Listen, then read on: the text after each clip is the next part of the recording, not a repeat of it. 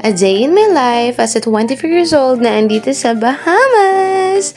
Hello everyone! Good morning! Nabis nyo nga ba ako? Sorry sa mga nag-aabang ng video ko na hindi ako nakakapag-upload agad dahil nga busy ako ngayong araw na ito. So today's nga everyone, pupunta nga kami ng immigration. Nakikita nyo kung gaano kainit ngayon na nagpapawis na nga ng sobra si partner dyan. So this time nga guys, pupunta tayong immigration para magpa-extend dito sa Bahamas. So, kanina is galing nga kaming immigration, nagtry kaming mag-ask if kayang ipa-extend yung stay ko dito. So, ang nabigay lang sa aming extend is another month. So, this way is paakyat na nga doon ng immigration office. Kung nakikita nyo dito is paangat yung daanan dito, kaya kailangan laban-laban din talaga yung under dito. So kung nakikita niyo yung building na orange or what, that's the immigration building. So sa mga taong magbabalak kumuha ng spousal visa at nagkaroon ng foreigner na boyfriend or husband, ay nako, sabi ko sa inyo, i-search nyo na lahat ng kailangan ninyo as soon as possible. So, after nga sa immigration na nakakuha nga kami agad, yun ang pinaka-positive na news today. But after that, meron tayong bad news. So, after natin lumabas ng immigration, eto na nga at sira nga ang sasakyan natin at hindi tayo makaalis. Kahit gutom na kami, hindi kami makaalis. Kung nakikita nyo, nakatambay kami dito habang may nag-aayos ng sasakyan at inaantay namin maayos. So, after nga maayos yun, gutom na kami sa maghapon. So, nag-order na nga dito si Peter ng Popeyes. Kung nakikita nyo nga itong kuhaan ng drinks, this is unlimited. Like, unlimited. Pag naubos ka, mag-refill ka ulit.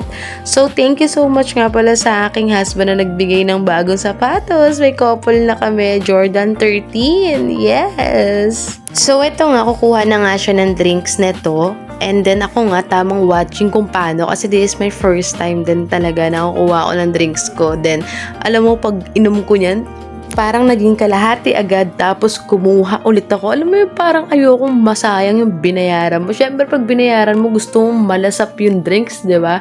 So bakit hindi? Bakit pa tinawag na unlimited yan kung hindi ka kukuha ng kukuha, di ba? So after this nga, hindi kami nag-dine in kasi nga may pupuntahan pa kami after this, kaya sa sasakyan na lang kami kumakain. So ganyan yung ginagawa namin kapag hinahabol namin yung oras, lalo na kasi pag around 5 p.m. dito is sobrang traffic na. So, ayan, kumakain na lang ako ng fries, tapos ng chicken, kasi alam mo naman, dito, hindi mahilig sa kanin. Meron silang kanin, pero lahat ng kanin nila dito is mix. So, dito nga is tamang kwentuhan na kami niyan kasi sabi niya, gumagawa ka talaga ng paraan para makapag-video kay papatong mo kahit saan.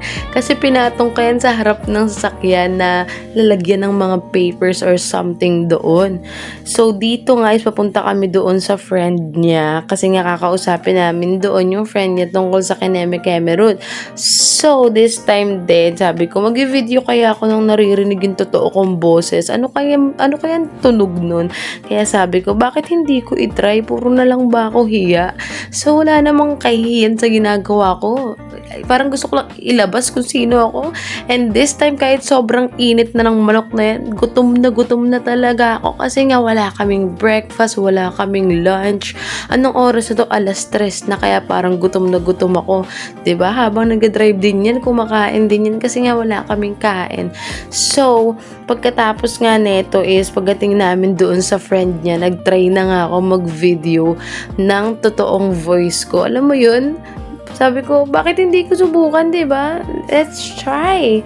Wala namang mawawala. So, after nga niyan, nag-iisip-isip na rin ako niyan kung ano bang mga kukunin ko sa grocery kasi pupunta nga kami. Wala talaga akong lakas na loob na iparinig sa inyo yung boses ko. Ewan ko ba, pag totoong video, may mga, alam mo yun, may maririnig pa kayong dumadaang sasakyan, ng ingay. Kaya, alayaan mo, next time, gagawan ko kayo. So, sa mga nagtatanong pala or mga na-curious kung paano kami nagkakilala nito, mag-comment kayo kung gusto nyo bang ikwento namin kung paano kami nagkakilala, ano bang ginamit naming app. Alam niyo yun, comment down below, guys. Yan yung pinaka-inaantay ko rin, yung magkwento kami.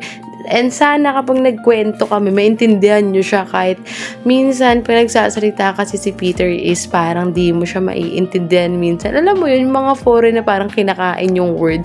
Alam ko na yun, sinabi ko na rin yun sa kanya na huwag ka kasi magsalita ng mabilis para naiintindihan ka. Kasi sila mama or yung family ko, friends, sometimes he can't understand. Oh, he can't understand. They can't understand him. Ano ba yan? Ano ba ako? Pabobo na rin ba ako? So anyway, sinasabi ko nga dito sa video na to is, yung order namin is Popeyes is chicken and fries only. So, sa isang order na yan, 2 chicken na yan and fries. Tapos, depende na sa'yo kung gusto mo ng kanin. Ako kasi ayoko ng kanin nila kasi may beans. And then may sauce. Alam mo yun?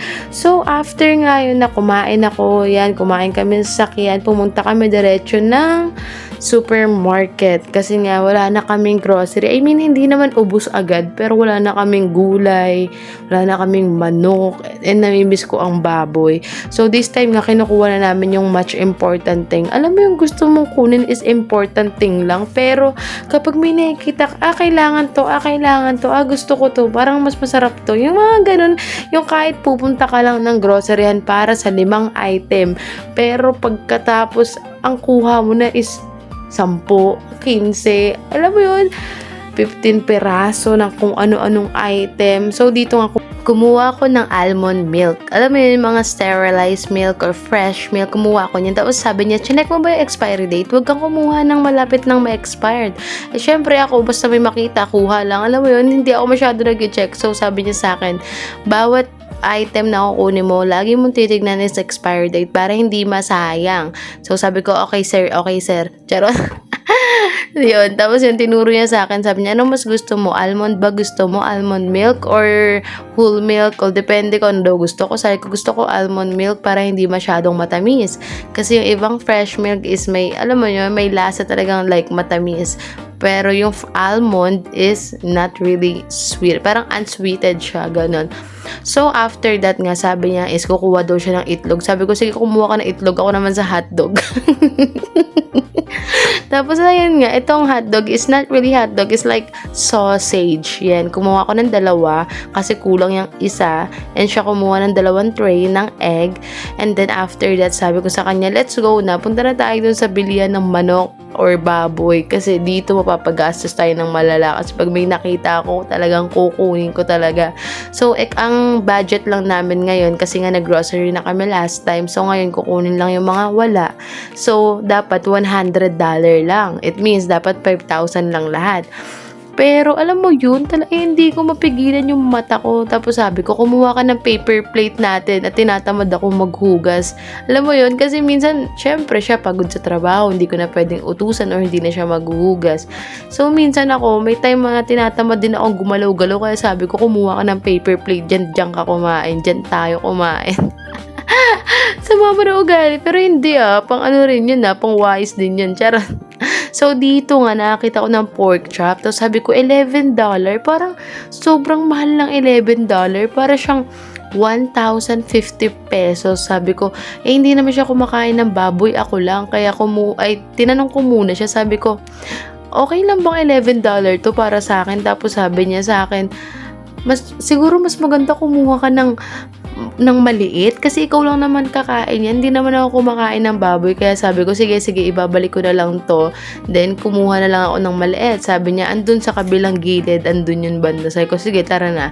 Tapos eto nga, paliko nga kami dyan, andyan na yung mga baboy kasi ako namimiss ko na ang baboy talaga naman. So here nga, baboy lang dapat ang kukunin, pero tingnan nyo kung saan ako nakatingin ako sa mga giniling. Kasi nga, gusto ko ng lumpiang Shanghai. Wala naman siyang magagawa kapag kinuha ko yan. So, kumuha na nga ako dyan ng beef, ng giniling na beef. Tapos, naghahanap ako kung meron pang mga giniling dito na chicken or pork. Yung mga nakasanayan kong giniling, syempre, wala. Kaya ang kinuha ko na lang is yung pork steak dyan, tapos giniling. Wala naman siya magagawa dyan. Boss pa rin tayo. Tagabayad natin yan. Sa parang ugali. Hindi kasi ako pag may gusto akong lutuin or kainin, gusto ko siyang makain. Lalo na hindi ko naman nakakain madalas. So, dito nga yung mga isda nila, chicken breast. Ayan, mahilig tong isa chicken breast. Pero sinabihan ko siya, huwag ka kumuha dyan kasi parang matagal na yan. Kumuha ka dun sa mismong nagkakat ng chicken breast para fresh yung makuha mo. So, habang nag-aantay nga siya dyan, naglilibot-libot na ako dito at ang kinuha ko kaagad is lumpiang yung alam mo yung lumpiang pambalot naman tawag dito. Basta wrapper pang Shanghai.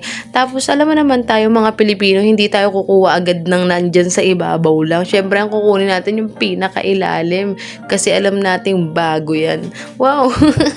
Yan ang technique ko sa grocery. Huwag kayong kukuha ng nasa harap kasi yung mga nasa harap is luma na yan. Yung mga bago nilalagay nila yan sa likod. So dito nga sinasabi ko na sa kanya, kumuha ko ng dalawa, tapos yung pala kumuha na siya ng sauce.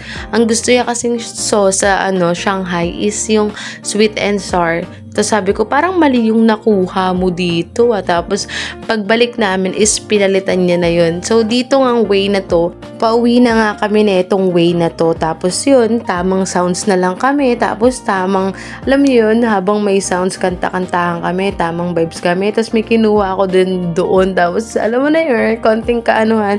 Tapos nga, after nga niyan, syempre hindi naman kalayuan yan sa amin. So, nakauwi na rin kami kagad.